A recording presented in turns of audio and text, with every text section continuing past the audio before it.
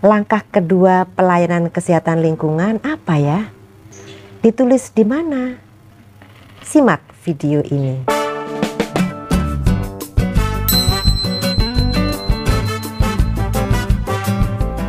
Assalamualaikum warahmatullahi wabarakatuh. Sobat sehat, bertemu kembali dengan saya Dr. Sufi. Video saya yang ke-160 ini akan membahas formulir 2, yaitu formulir contoh bagan dan daftar pertanyaan dalam kegiatan konseling menurut jenis penyakit.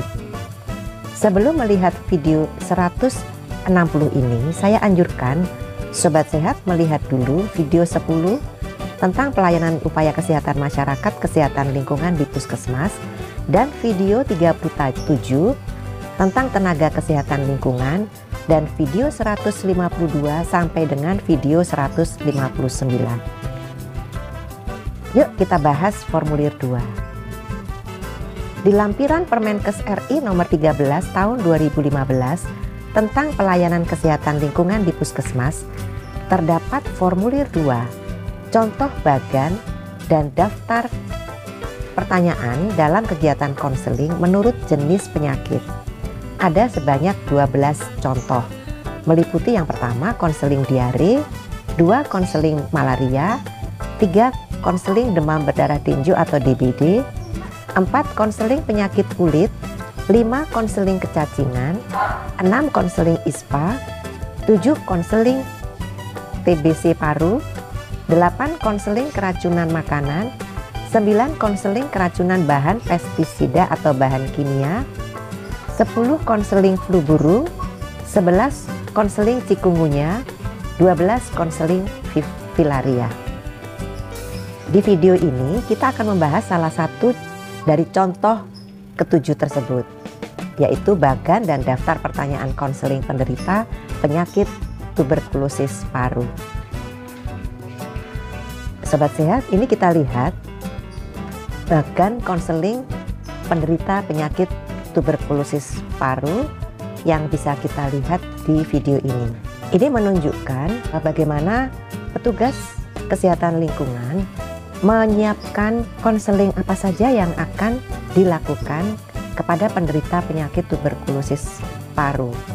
Jadi mulai dari mengamati, kemudian menanyakan, kemudian melakukan tindakan. Pada lembar yang pertama ini, garis yang terakhir ditulis nama dari pasien atau klien dan kemudian yang bersangkutan nanti diminta untuk menandatanganinya. Kemudian pada lembar kedua dari formulir 1 ini dilakukan identifikasi masalah lingkungan dan perilaku yang terkait dengan penderita tuberkulosis.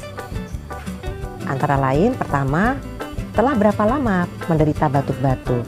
Kemudian yang kedua, berapa orang yang sakit seperti ini di dalam keluarga. Kemudian, apakah ada anak balita di rumah tersebut? Apakah pada siang hari dalam rumah keadaannya itu gelap? Ini langsung dinilai sendiri oleh petugas kesehatan atau petugas konseling.